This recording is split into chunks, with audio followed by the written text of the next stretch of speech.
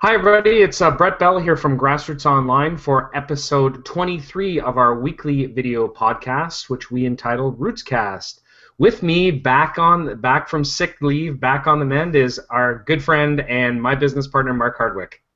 Great to be back. Great to be back, and you did an excellent job on the solo last week. So I guess I got to step up my game this week.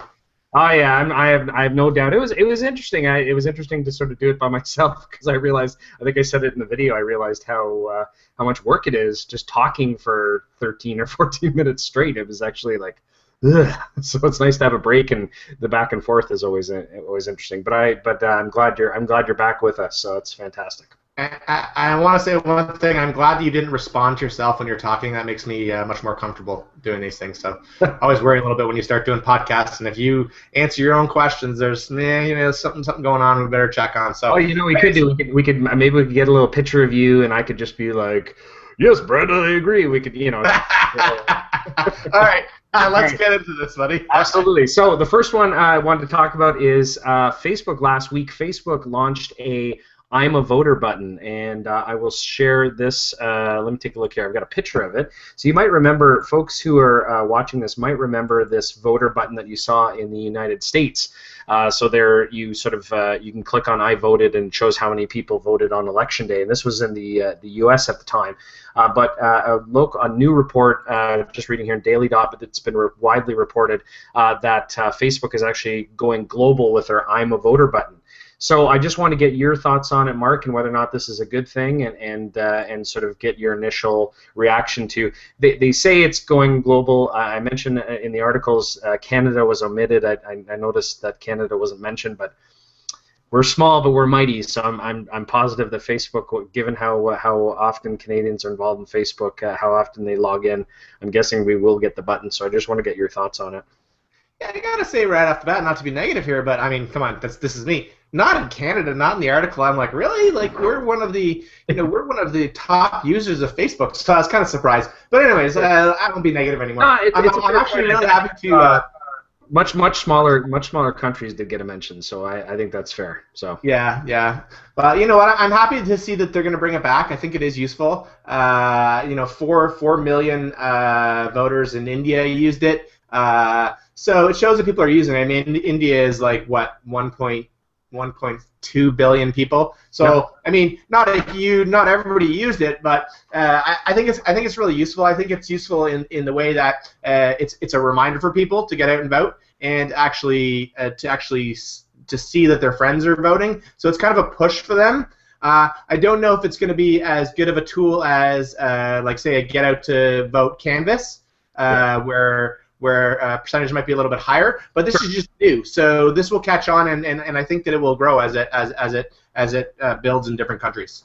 Yeah, no, and the thing I think you raise a good point. The thing I like about it, and I'll just share. I'll do a quick screen share. We'll post this in the show notes. But one of the things, a study done by Nature notes that the Facebook that button actually boosts voter turnout. So this is actually sort of, I guess, positive for democracy, because in this particular study, an extra 340,000 people voted because they saw the button and they interacted, and they ended up actually going and voting where they otherwise wouldn't have.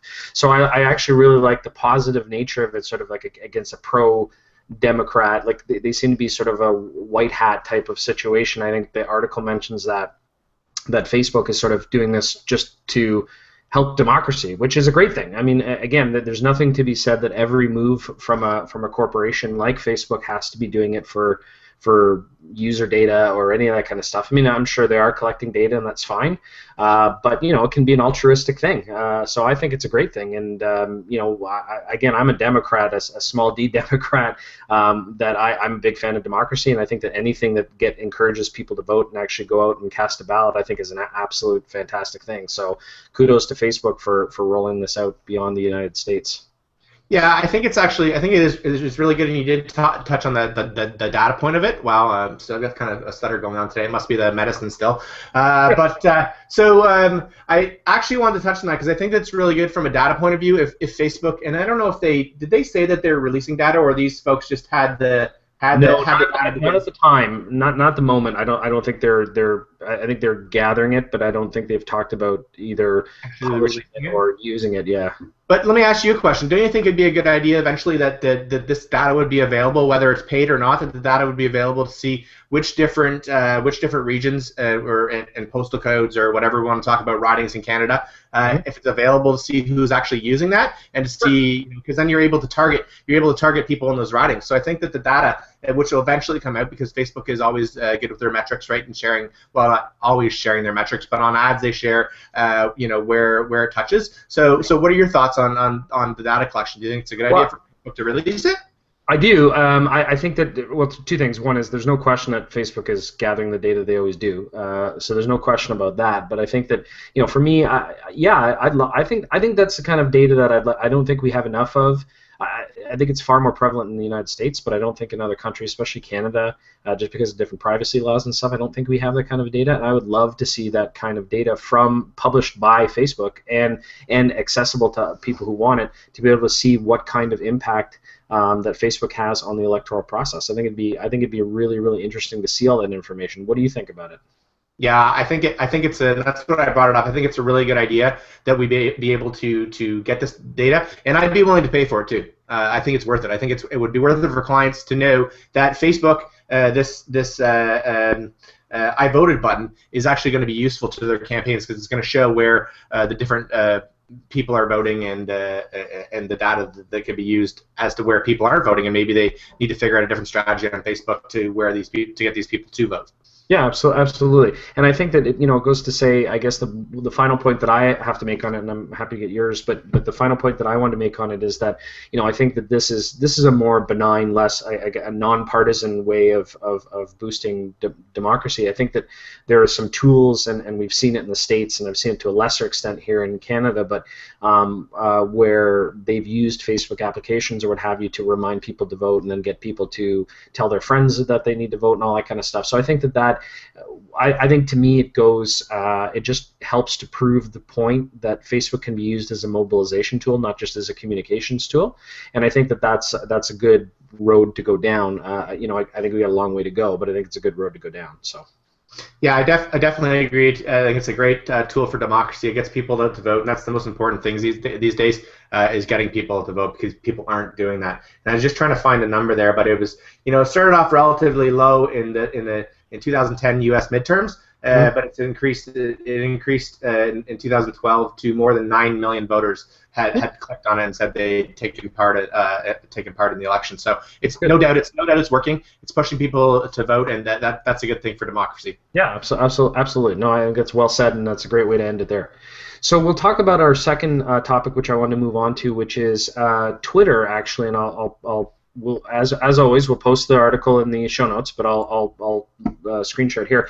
Twitter officially sort of came out with an article about why live tweeting is important for government officials. I saw this on my Twitter feed, and again, we'll post the show notes. But they sort of go through here. If you look, the article sort of goes through and gives examples, mostly in the United States, about live tweeting specific events and specific statements to be able to see some reaction in live or real time from Twitter, and I think I thought it was worth noting because Twitter noted it. They sort of posted this article talking about why it's important for all government elected officials, regardless of political stripe, to live tweet. And I just want to get your thoughts on it and offer my own in terms of whether or not you think this is an important thing for either politicians or government officials to do.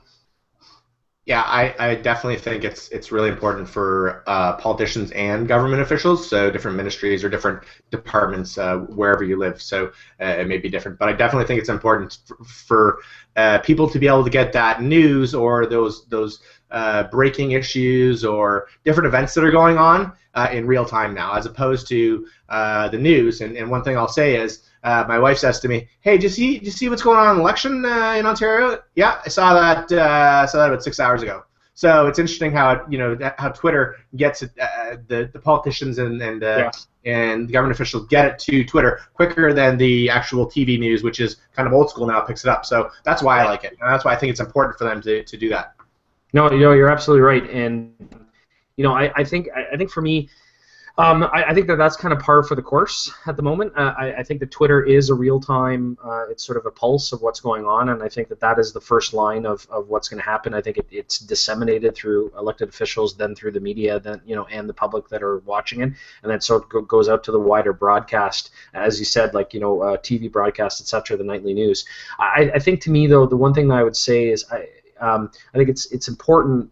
Well, look, I think as a baseline, it's great to just talk about what's going on, right? So live tweeting an event, letting people know, and they can follow it in real time and all that kind of stuff. But what I would also say in terms of this kind of stuff is, in addition to what the comments are made on the article, I would like to see contextual live tweeting, right? So it's not, and it's tough, right? Like I always would like to see whether it's one organization or more than one organization or more than one person. I'd like to see some, not just sort of this happened, like a tweet saying, he's now stepping up to the podium.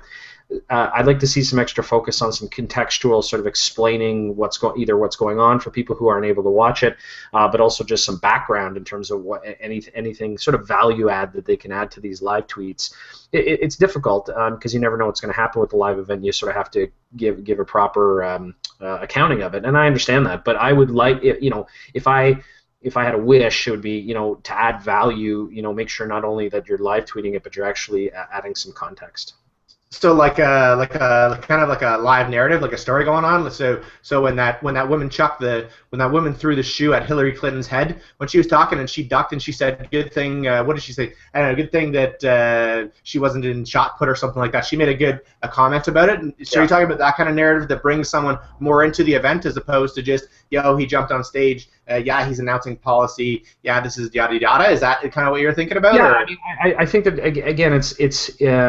I think to engage your public in your, it's very similar to what you and I have talked about on this program before, where we talk about, adding sort of backstage stuff, adding some value to people who wouldn't normally see, like, what they see on the news is a fairly sanitized, very sort of broken down version of the event. And what I would like to see myself is I would like to see a little bit more context behind it, sort of behind the scenes type of thing, or at least adding some additional angles to it. So, and that can be done a couple ways. One is having more than one person tweeting their perspective, like live tweeting it, so that adds more than just one official account. It's different things. But then two is that I think that if just going, knowing what they're going to be talking about ahead of time, I think being able to sort of add context and talk about things, and like here's an example of what you talked about, right? So Hillary Clinton gets a shoe thrown at her, she makes a comment, that's fine, but then just throwing this out there as an example. But how did the crowd react to it? Did they laugh at it? Did they think it was funny? Were they kind of like shocked? Like that kind of stuff. So just for folks who aren't there, I think the value of the live tweeting is to let people know what's happening because you aren't there at the event. So just adding that extra context, for me, that's the only addition that I would add to this advice from Twitter on live tweeting. Yeah, I think the only advice that I'd like to give to people is as they're taking the photos or doing the video, make sure that when you're putting up those photos and posting those video, that there's not something that's like out of place, like some type of password. We've all seen the password from the Super Bowl, or there's not some kind of documents. There's not some kind of documents in the back room that you're showing, or there's not something that you wouldn't think about, but you snap the picture, you're like, hey, that's kind of cool. But over to the side, there's like your entire GOTV plan on the wall. And things you don't think about, and you just do it, right? So let's make sure that we're not doing that kind of stuff, because we don't want to give away that much detail to the general public. Well, I don't know, some people might want to, but if I was working on a campaign, I definitely would want to take those pictures. Let's take a picture of the president maybe having a beer and eating chicken wings before he goes up and announces a major policy announcement or something. Let's see that kind of stuff. I don't know what kind of beer he drinks. That's a good point. That's a good point. And so I think 2 points you raised. One is I think it's something that I didn't mention, that because of Twitter, especially now that there's so much emphasis on images in the news feed, you have a great opportunity for you to round out that live tweeting by actually incorporating photos. So I think that's an excellent piece of advice. But the second point, which I think you touched on as well, is speed kills. Right, and when you're live tweeting, there's always a risk that you're going to be doing things because you're trying to keep up with the event, that you're going to be not really paying attention to what you're putting out there. And not only can you make errors in the tweets that you write, but also that you could be doing, like you said, pictures like we saw in the Super Bowl where the security guys sent out their password, their Wi-Fi password. Oops. So, but I think those are two really, really good points that you raise, and I would agree with you completely. Yeah, generally, I'm happy to see that Twitter's put this out here with their best practices. I think it's really important that government officials do this on a day-to-day basis. Like, very, very important. Not to just do it once and kind of leave it for a couple days when there's something interesting, but you need to keep it going.